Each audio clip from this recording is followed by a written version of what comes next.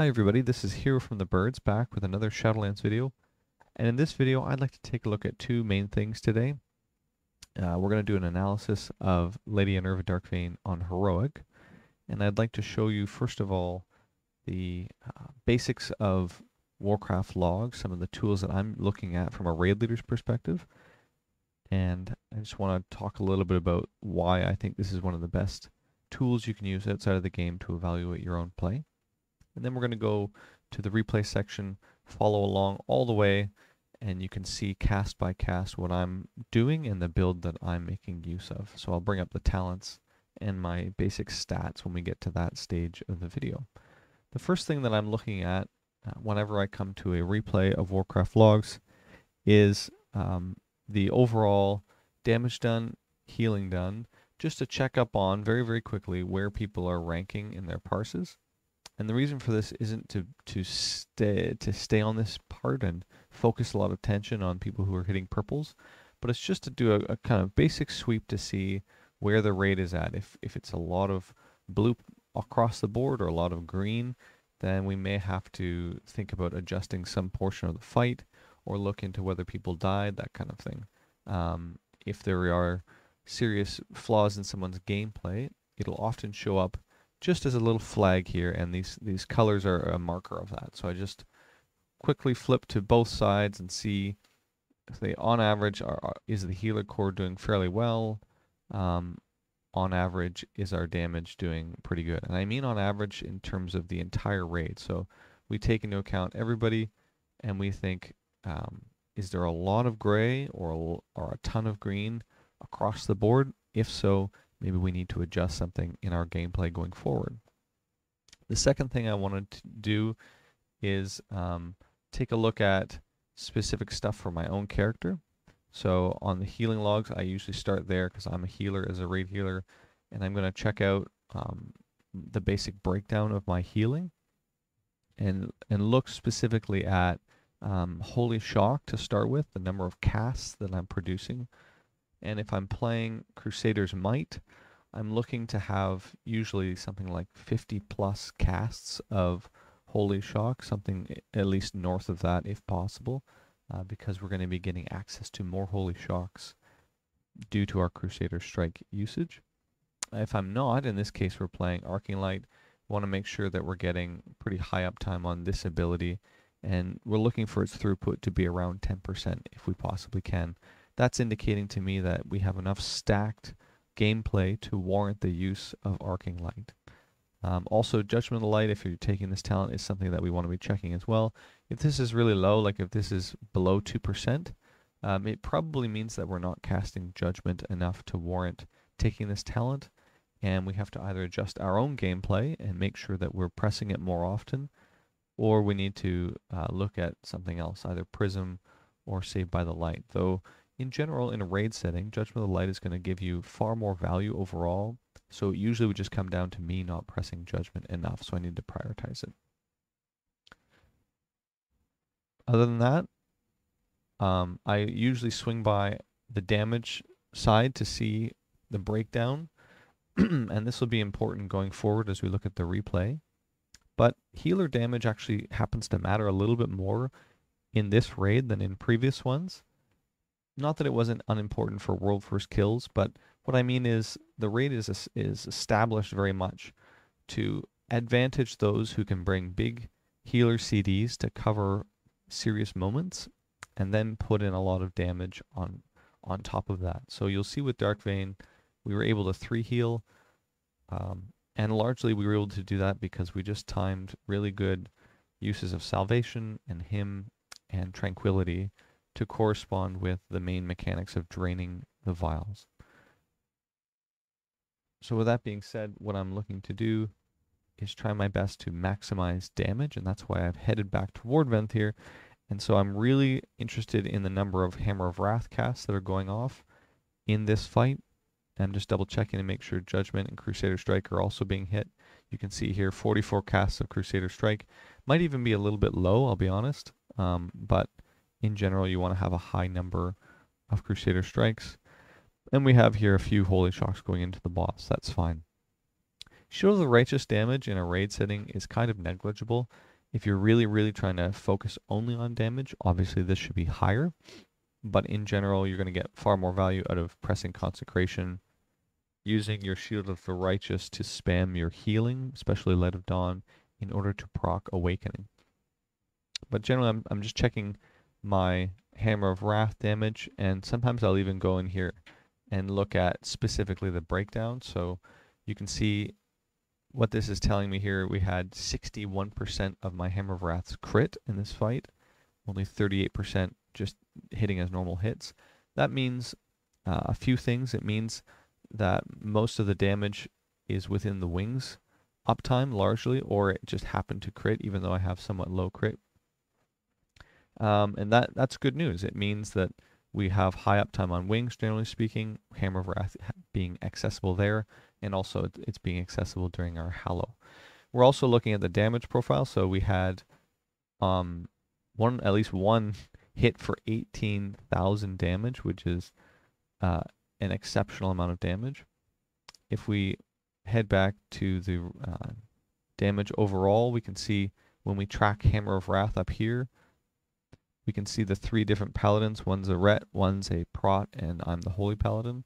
You can see the number of casts relative to each spec, and this is just generally speaking corresponding with your wings up time. So our Ret Paladin had wings up roughly around the same amount of time as I did. We can actually go and double check that by heading to auras, and I'll do that in a second for you, or buffs. But you can see how much more damage I'm doing with my Hammer of Wrath overall. And the reason for this, even though we had similar casts, is that we're getting benefit from Ashen Hallow. So we're casting 100% bonus Hammer of Wrath in Ashen Hallow, and we're getting Mad Paragon's 30% bonus on top of that. So we're putting together that legendary alongside Ashen Hallow, and I'm just checking to see how productive that is overall. Let's take a look at buffs while we're here with the Paladins. So we go to the buff section. You can go and find all the buffs you'd like, but the one I want to track, especially when I'm looking at reviews of my performance and others, is Avenging Wrath uptime, and we can see it here side by side, these 3. So this is tracking all the Avenging Wrath uptime across the entire raid. You can see we had 6 counts, meaning we had our regular Avenging Wrath usage. So we had 3 main pieces for that, and so did our Ret Paladin on pull. And then I happened to get 3 Awakening procs, and he got 2 Awakening procs. And you can see they're represented in these smaller bits. There's one here, there's one right before my second wings, and then there's one in the middle before the final wings. Our Prot Paladin was saving his wings for specific moments in the fight, and so that's why they appear here. This is just all really useful information, guys, to just track for yourself what's going on, how to compare your own work to somebody else's, how to see the usage of cooldowns across the encounter.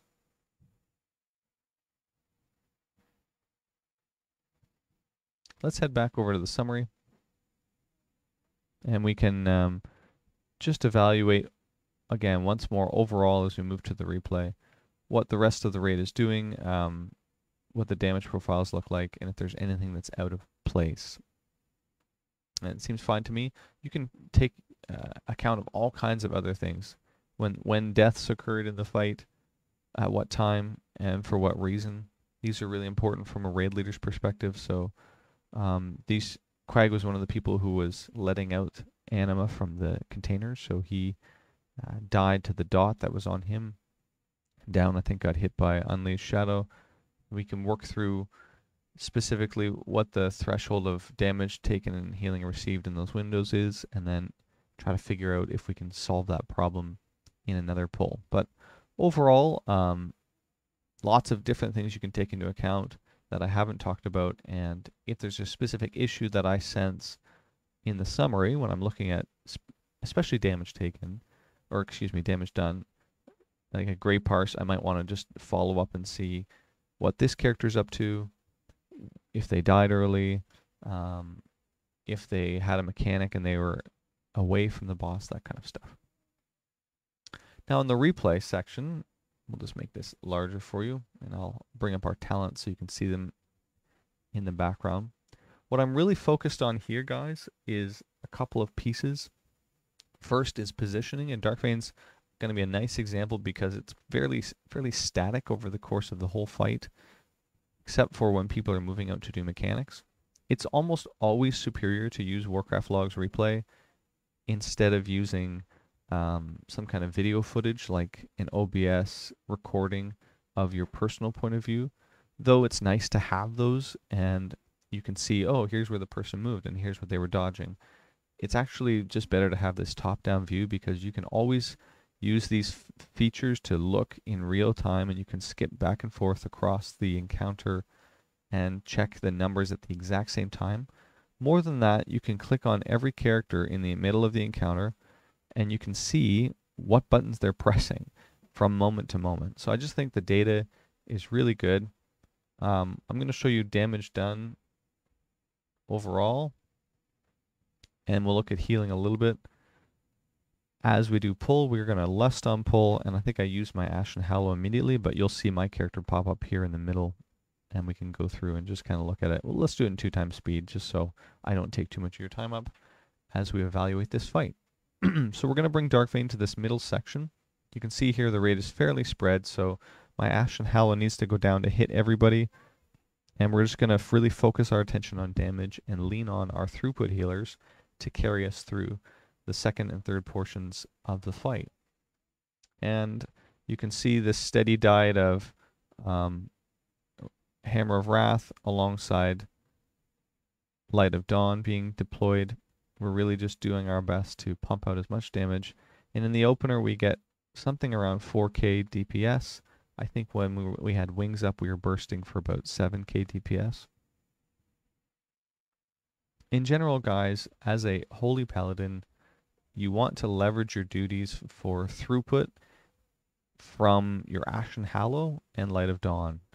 Everything else you want to try to do with spot healing. And in this case, I'm trying to throw damage. So the big advantage outside of those pieces of throughput are going to be obviously our aura DR, so we're going to time that as part of our rotation. You can see here, if we pause at this moment, we can see on the healing meters, we have one Ashen Hallow cast, our Arcane Light is doing a lot, and Light of Dawn is picking up the slack. Our Druid has not cast her Tranquility yet, but she's still just pumping through Convoke and really Rejuvenation spam. And our Priest has cast one hymn and has not cast Salvation yet. So at this stage in the fight, it's important to note that this kind of a healer comp, really you want to lean on the strengths of each of these healers. So the strength of a Holy Priest is their Mastery, Echo of Light. The strength of, obviously, Druid play is their healing over time effects. It is to no advantage to your raid, if you're progressing, if you're doing work, to spot heal in such a way as to destroy the throughput of your throughput healers.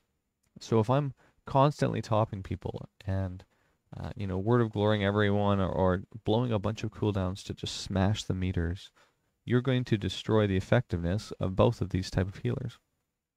If you're playing with a Resto Shaman, you would have a little more recourse to top people because their mastery is going to kick in at the bottom half of a fight when everyone's dying. But largely, guys, what you want to do is allow your druids and allow your holy priests, allow your mistweavers to shine. Let their hots do a lot of work for you, okay? So we'll follow along the healing side of the fight. At this stage, we were doing about something like 4k DPS across this fight. You can see here, I'm still just working on spot healing stuff. There goes a word of glory on somebody to save their life. I'm probably going to grab Quag a little bit. We're going to fill with Light of Dawn where we have to, but I'm focused for the most part on making sure that I stabilize people while doing the regular rotation. Here goes another martyr to save somebody. Bralkin's about to die, so I think he got a Wog or a Holy Shock, something like that. And then allow our throughput healers and all of their amazing hots to carry the day. In the back half, I think we get another Ashen Hallow cast off. We'll just pause it here. Here it goes. So you can see Darkvein's health is at about 11%. The breakdown of the damage done to her, we are at about 2k DPS before our final Hallow. On the healing side, oops, we'll have to select myself. We've got a Trank that has gone off. I think we sort of overhealed it probably a little bit, but the Trank was probably decent enough to keep the rejuvenations rocking. This is the basic breakdown as we go into the last phase of our healing. So Word of Glory being cast only a few times, but probably in emergency moments, and likewise with Light of the Martyr. And here we have, again, just some of the really solid throughput from our throughput healers. Just finish up the fight here. So we paired wings together with this, and we're just smashing as many casts of Hammer of Wrath as we possibly can into this boss in the close of it. Just trying to get it down and kill it. And that's the basics of the Warcraft Logs fight, guys. That's a rundown of the kind of things that I go through as a raid leader when I'm looking over logs. Your healer comp makes a big difference, and assigning people an appropriate role within that comp also makes a big difference. If you're a Holy Paladin, you're already leaning towards spot healing. It doesn't make a lot of sense for you to try to jig your gameplay for maximum throughput in the sense of trying to AoE heal everybody. You have tools like Rejuvenation, and you have tools like Echo of Light. Make use of them. You have Divine Hymn, you have Salvation, you have Tranquilities. If you have the Resto Shaman in your group, you have access to Healing Tide Totems and Healing Rain. These are tools, guys, that you want to leverage as a group. This is how it can work together. And on the damage side, this is what Holy Paladin really can offer, guys. 2.7k DPS over the course of this fight. And the largest amount of this is Hammer of Wrath coming from our Mad Paragon paired together with Ashen Hallow. But on single target, guys, look at how much damage this Ashen Hallow is doing. It's off the charts. It's really, really strong. And adding essentially half of a DPS, a little bit less. Well, about half of a DPS worth of damage when we compare it with the top person here. In addition to filling out the roles of maybe something like 6k HPS plus of all of our DR is just an exceptional role to play. So I hope this helps you guys to see a little bit of what the Venthyr Paladin is capable of. This is some of the reason why they were brought to World First races, and you can see even at something like 200, 205 eye level, with not the best stats, we have a little bit more mastery than we would like probably, but it's still fine. We're able to contribute a very specific kind of role to the raid. You're sort of half damage and half healing with all of the DR and stuff ready to go. If you guys would like more of these analysis videos, let me know in the comments. If you'd like me to break down healer comps and talk a little bit more about what the healers are doing, I can do that as well. Make use of replays. Make use of the Warcraft Logs replay section especially. You can stop and restart it. You can take a look at all kinds of information. Okay, we'll catch you guys again next time.